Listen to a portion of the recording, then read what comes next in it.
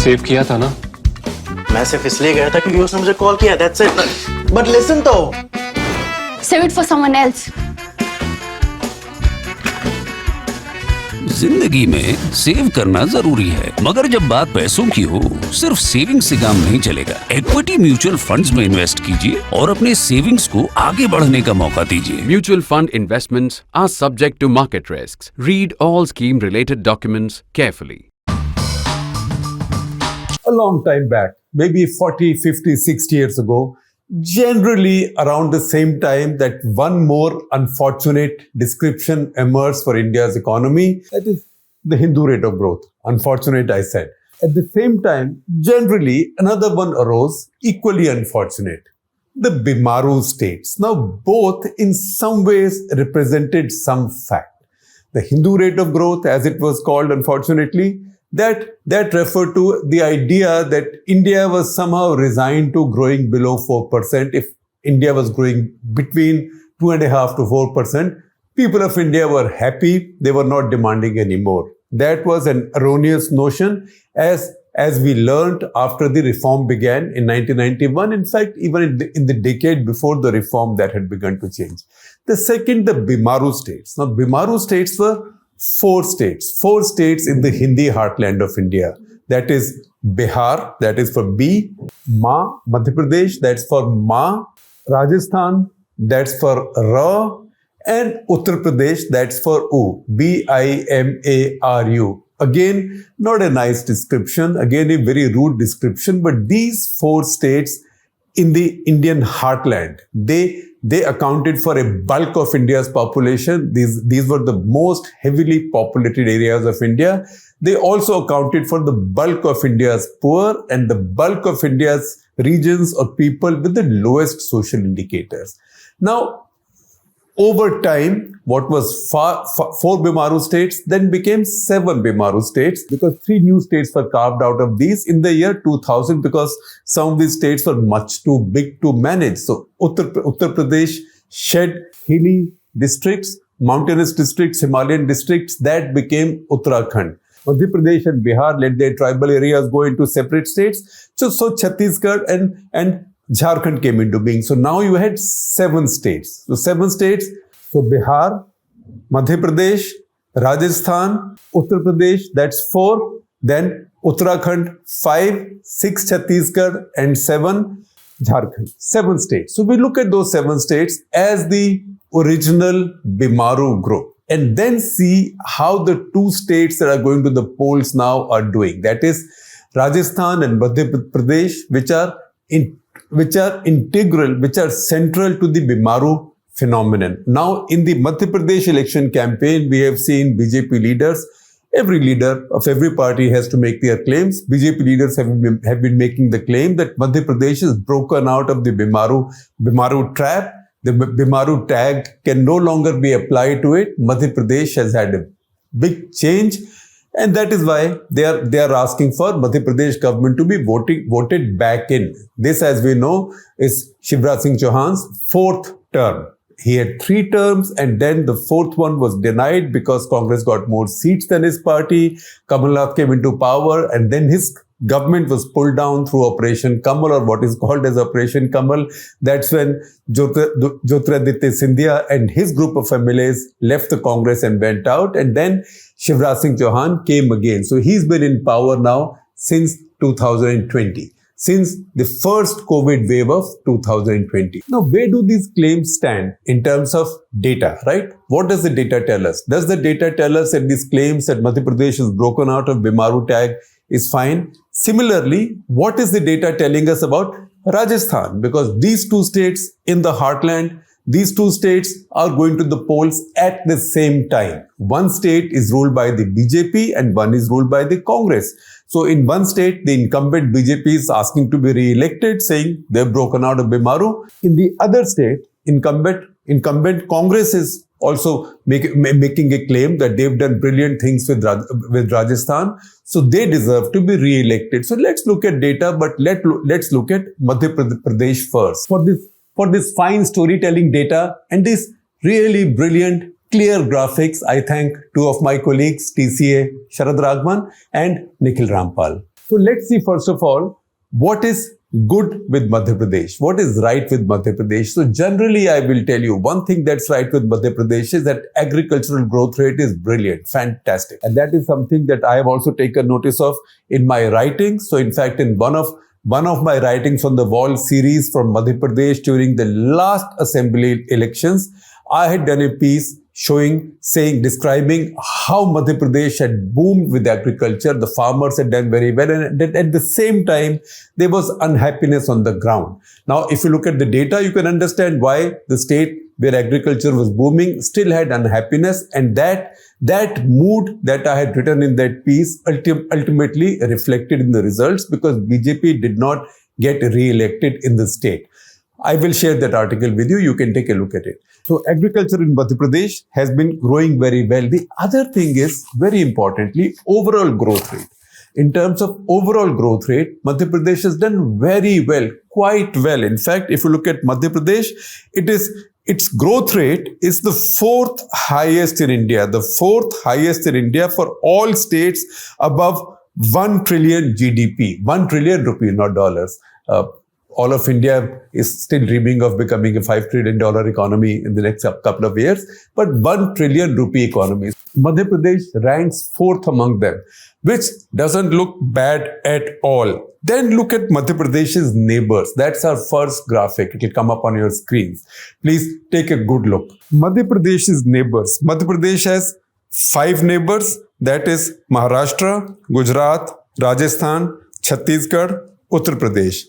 If you look at the 5 neighbors of Madhya Pradesh, its overall growth rate is second only to Gujarat. So in terms of overall growth, it hasn't done badly at all. It has actually done quite well. Now, there is always a twist with these things, which I will explain to you as we go ahead. That twist makes us ask a question, that if the state is doing so brilliantly with growth, why is it not showing in the state's prosperity, in the state's people's income, the state's citizens' income, and also in its social indicators? So does it show there? Because those factors are key determinants of whether a state is a BIMARU state or not. So if you see per capita income, Madhya Pradesh has seen growth, as I told you, 6.6% between 2011-12 and 2021-22. It's a neat decade. So it's easier to look at data like that. We are taking up most of our data from Ministry of Statistics and Program Implementation of Government of India, so Modi government, and some from the National Family Health Survey, NFHS 5, also done by the Modi government. All this data that has gone into these graphics is based on government institutions. So there is no controversy on that. So if you see social indicators and prosperity first, our national average for income, national average for per capita income was 1,48,000 rupees. 1,48,000 per year looks quite bad per capita, and we know that we are still quite a poor country, much better than before, but compared to that, Madhya Pradesh is much lower. Madhya Pradesh is 1.2 lakh. So it is considerably lower than the national average per capita income. So that's where Madhya Pradesh is still in the BIMARU ballpark. Then you look at the neighboring states. Now 1.2 lakh looks bad for Madhya Pradesh compared to the national average, but it is better than Chhattisgarh, a little bit better than Chhattisgarh, and considerably better than UP. In fact, it's almost twice as high as UP. Twice might be a bit of an exaggeration. Maybe I'd say, to be more precise, 1.75 times higher than Uttar Pradesh. That is a revelation. So MP is doing much better than UP in per capita income, and about 2.5 times higher than Bihar, which ranks at the bottom of everything, but that we know. Just for academic reasons, as you see in this graphic, which is our second graphic, I will keep it on your screen for some time. Delhi and Telangana are the tops. Delhi is the tops, almost with 4 lakh per capita. Telangana just a little bit behind. Remember, we are only looking at states with more than 1 trillion rupee total economy size. And these are the Indian states with 1 trillion rupees plus of GSDP, that is the state GDP. Now look at agriculture. We said agriculture is brilliant, and that's our next graphic. If you see the composition of Madhya Pradesh's economy, right? I told you agriculture was growing quite rapidly, quite fast in Madhya Pradesh. And I will come to that in a bit more detail in a couple of minutes. But if you look at this graphic, this is the composition of Madhya Pradesh's economy over these years. So if you go from 2011-12 to 2021-22, again in the decade. So watch the colors carefully on this graphic. Saffron is primary, which stands for agriculture. Blue is secondary, which stands for manufacturing. And green is for servicing, which stands for tertiary sector. That is how statisticians and that is how planners describe these. But for simplicity, we will just say agriculture, manufacturing and services. Again, if you see this carefully, you will see that the saffron part of the graphic has grown. What does it tell us? It tells us that agriculture has seen a lot of growth, a very rapid growth in the state. It's not as if you see the overall sizes, it's not as if services and industry have declined, that services and manufacturing have declined. They have also grown, but agriculture has grown so much faster that the other two sectors have not kept pace. Over time, Madhya Pradesh's economy has become much more agricultural than before. How well has agriculture grown? Once again, if you live in Madhya Pradesh, you will feel very good about it. And frankly, BJP will feel very good about it because most of this growth, in fact, all of this growth has taken place under the BJP's reign because they've been ruling Madhya Pradesh now for a long time. If you look at the overall food grain production, that is food grains plus pulses, etc., Madhya Pradesh also grows a lot of soybean. In 2011-12, it was 149 lakh tons, that is 14.9 million tons. In 2021-22, it was 349 lakh tons, that is 34.9 million tons, which means overall agricultural output for food and pulses had risen by more than 100%. That is fantastic growth. This amounts to, or this adds up to 9.1% per year of compounded growth. Fantastic. So agriculture, Madhya Pradesh has done very well. In the same period, see what Madhya Pradesh's neighbors have done. Gujarat, food production has grown by 1.72%, food grain production, UP by 1.5%, Rajasthan by 1.02%, and Maharashtra by 0.96%. But see the flip side of the picture. I told you that agriculture has done brilliantly, but there is a twist there, and I'm now going to tell you the twist. The twist is that in 2011-12, agriculture accounted for 34% of Madhya Pradesh's economy, and you can see it on that chart. The saffron part, but agriculture accounted for 34% of Madhya Pradesh's GDP. Then agriculture has grown. Yes, that's what we said just now. And in 2021-22, agriculture is accounting for 48% of Madhya Pradesh's GDP. What does it mean? What it means is that while agriculture has grown, the others haven't grown. That is, manufacturing and services haven't grown. So farmers are producing more and farmers are also earning more. But when it comes to agriculture, particularly in an area with such a lot of population, such population density, the ability of agriculture to distribute that income or to raise income levels is very limited. So in this period, Madhya Pradesh has not been able to grow its manufacturing and services as many of the other states have done, and that's why its per capita incomes have languished. So see, for example, what's happened to industry. It was 27% of the state's economy in 2011-12. Now it's 19%. So it has declined considerably over this decade. So Madhya Pradesh, if anything, has become a more agrarian state than it was even in the past. Manufacturing. If you see manufacturing, it has only done better, and I'm comparing it with its neighbors. It's only done better than Maharashtra. Now, I can also make all these comparisons with BIMARU states or formerly BIMARU states, but I'm not making comparisons with Bihar everywhere because Bihar is not a neighbor of MP. Right now, we're talking about MP, and also Bihar is in any case presumed to be the bottom of the pile right now. So the manufacturing growth in Madhya Pradesh is better than only Maharashtra among its neighbors. And you could always say that Maharashtra already was at some kind of a saturation point, or the base of its manufacturing was already very high. And as the big base becomes higher, further growth becomes that much tougher. Madhya Pradesh, by the way, manufacturing grew at 6.22%. Not so bad, but the base was low. Gujarat, on the other hand, grew at 10%, Chhattisgarh 7%, Rajasthan almost at 7%, 6.97%, but you round those things off, and UP also at 6.37%. So Madhya Pradesh, in terms of manufacturing growth, compared to its neighbors, was below Gujarat, Chhattisgarh, Rajasthan, UP among its 5 neighbors, higher than Maharashtra. So manufacturing is not done very well.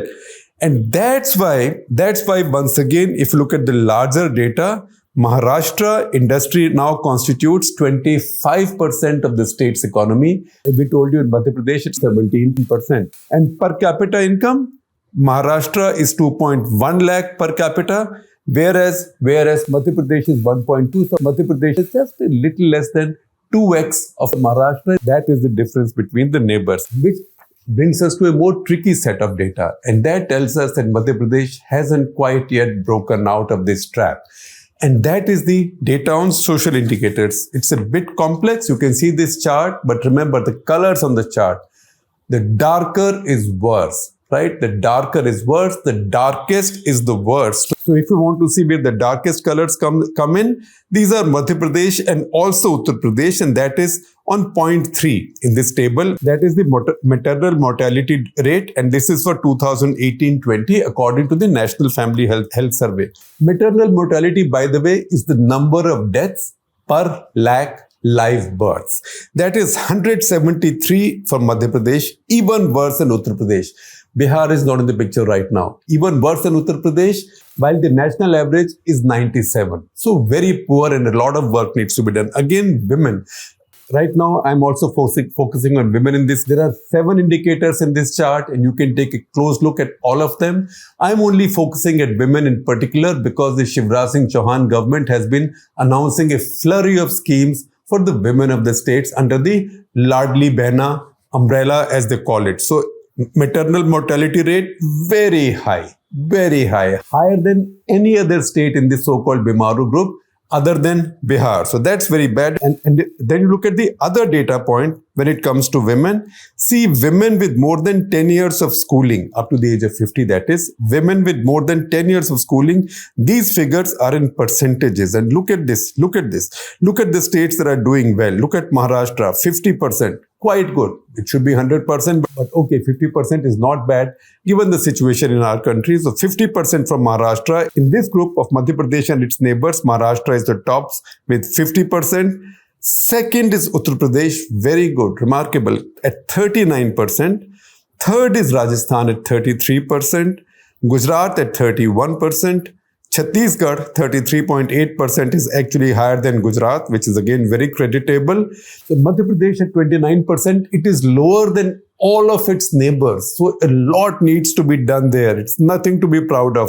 Again, if you want to see even men, I'm now switching to men just for a reference. Even if you look at men with more than 10 years of schooling, once again, Maharashtra has 61%, Rajasthan has 52%, which is very good, right?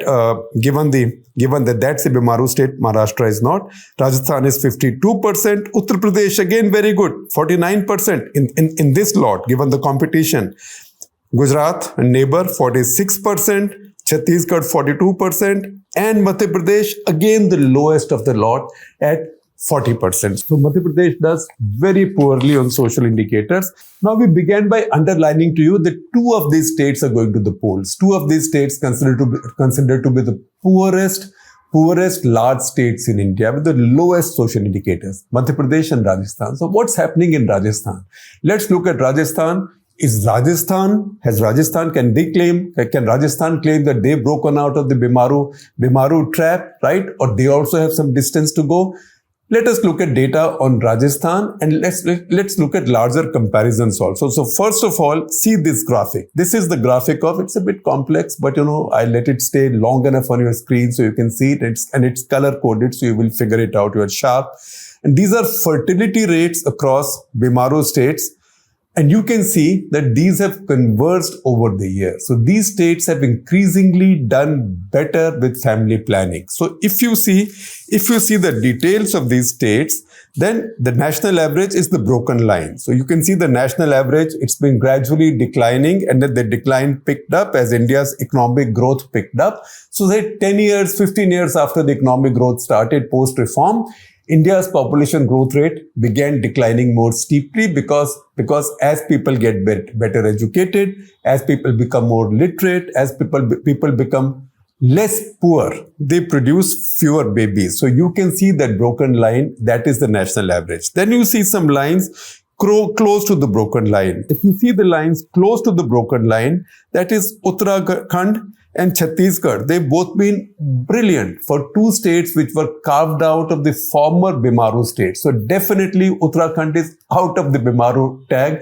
Uttarakhand is out from this trap. It's not a rich state, but you cannot count it among these poorest states. So Uttarakhand is out. Chhattisgarh has also done brilliantly on its birth rates or on its fertility rate. Both are a little bit below the national average. Then you see Madhya Pradesh and Rajasthan, they are almost at the national average. So again, that's a brilliant performance. But then you also have laggards. So Bihar and Jharkhand, very interesting. Between 1998, 1999 until about 2005-06, you find the fertility rates rising and then they begin to decline. But yet again, they haven't declined enough. Bihar is again on top of this list, or you can say on bottom of this list, because Bihar still continues to have the highest fertility rate in India by far. And Bihar is a major state, and that population growth should be a cause for concern for the planners nationally, our national leadership, as well as the state's leadership. Uttar Pradesh, on the other hand, has made improvements, can do a lot better, but has made improvements. Then see Rajasthan. We had asked you a question earlier, because these are two competing states and both are going to the polls. Both are claiming that they are out of the BIMARU trap. So Rajasthan, this is a very remarkable graphic. If you see this graphic plots each state's per capita income against the national average. National average, we told you, was 1,48,000 rupees. So of these, Uttarakhand is now 43% above the national average. That's the reason I said Uttarakhand is out. Then you see Rajasthan, it's the next. It's only 8% below the national average. So Rajasthan is also straining. It's also straining to now cross the national average per capita income. Then Madhya Pradesh at 18%. So Madhya Pradesh has made improvement, but still some distance to go. If you look at this graphic, once again, the rankings are as you would expect, from top to bottom. Uttarakhand at the top, Rajasthan number 2, doing very well. Madhya Pradesh, Chhattisgarh, Jharkhand, Uttar Pradesh, and Bihar. Again, for Rajasthan, see this graphic. This is the graphic on how poverty in Rajasthan looks very similar to India average figures. So if you see India's average of people below the poverty line, that's according to the definition of multidimensional poverty of Niti Aayog, based on mostly on NFHS 5 figures for 2019-21. National average for India is 15%, Rajasthan is 15.3%. So Rajasthan is where the national average is. Again, you want to see Madhya Pradesh, it's 22.9%.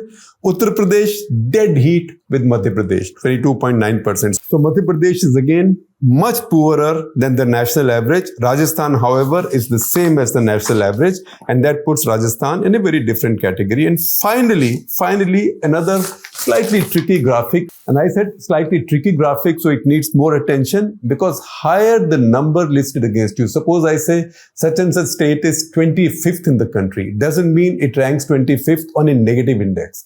It's 25th on a positive index. So less is better. So state number 1, for example, Bihar, always number 1 on an index like this, is the poorest state in the country. So if you look at the 10 poorest states in the country, and I'll read the list out for you, and you will see that list also running on your screen. Bihar the poorest, UP second poorest, Jharkhand third, Manipur fourth, Meghalaya fifth, Assam 6th, unfortunately 3 states in the northeast.